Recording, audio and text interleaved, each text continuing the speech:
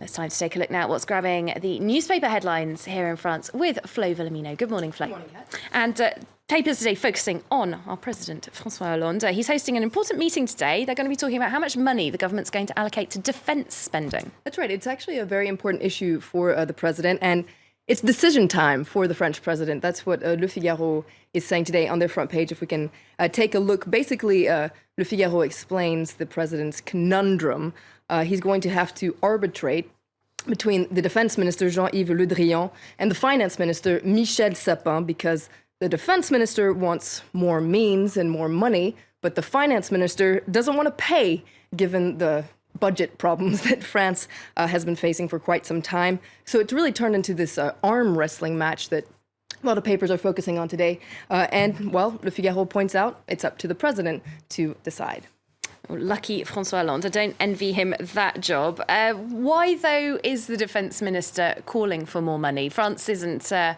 it's not waging a war particularly at the moment. Well, that's what some people would argue, actually. I'll get to that in just a second. Libération wonders, though, why is the defense minister looking for this war chest, as they call it? Because, as you said, the trend in the past couple of years has been to cut defense spending, to cut personnel, but everything changed this January with the terrorist attacks that France experienced. And Le Figaro also takes a closer look at what changed after January. 10,000 soldiers have been deployed across the country. If you've spent any time in Paris, you've seen them in front of monuments, schools, Popping up etc. out of metro stations. Exactly. And all that, well, it costs a lot of money in the short run, and it has consequences in the long run as well. You can see here Le Figaro is saying that the army is actually having to reorganize itself in the face of the threat of terrorism. And in its editorial, Le Figaro says not only are soldiers patrolling the streets of France, they're actually increasingly deployed abroad to fight against Islamists, whether it's in Mali or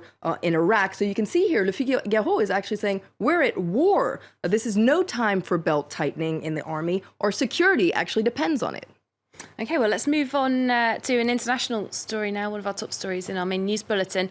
Indonesia executing 8 men, including 7 of them foreigners, convicted of drug offences. That's right. That's drawing a lot of outrage from the international community. Let's take a look at some articles. Libération says that Indonesia is relentless with the death penalty. Now, the president, Joko Widodo, said he was deaf to calls for clemency, and actually he's been a big defender of the death penalty to fight the drug crisis that he says his country is facing. Since his election last year, 27 people have been executed. And now a Frenchman was supposed to be executed yesterday. He's actually in an appeal, but let's take a look at the Huffington Post. They talk about de mauvais augure. So yesterday's executions are not a good sign for his future. There's the crosses that were prepared for those convicts. We'll move on to another story back here in France now, something very different. Today marks an important anniversary for French women. It's actually 70 years to the day since French women got the right to vote. That's right, and it's a very sweet story, I find. A very interesting photo on the front page of West de France. You can see women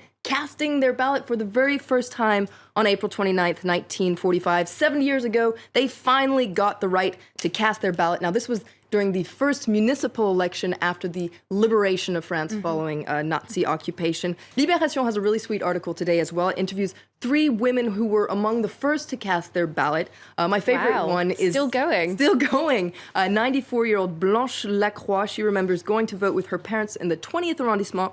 Now, when she got to the voting station, her mother said, give your father your envelope. And she said, it never occurred to my mother to vote for herself, but it was out of the question that I would give my vote to my father. In fact, to mark the occasion, I voted the exact opposite from him. He was a conservative, and so I voted for the Communist Party. Not Daddy's little girl, that one. 1945, though, that's quite late compared to some other countries in Europe. That's right. Let's go back to West de France. They actually have a list of the first countries where women got to vote. Australia, 1901. Finland, 1906. In the UK, some women got to vote in 1918. In the US, 1920. In Turkey, 1930. Why did France have to wait so long? It's almost a generation later, isn't it? Absolutely. Well, West of France points out that actually women had to wait until the end of the war. During the war, they proved that actually they were running the country while the men were off fighting. But after that, change took a really long time here in France. Women had to wait until 1965 to be able to open a bank account without their husband's approval. And if we take a look at the editorial in L'Humanité, they point out that work still has to be done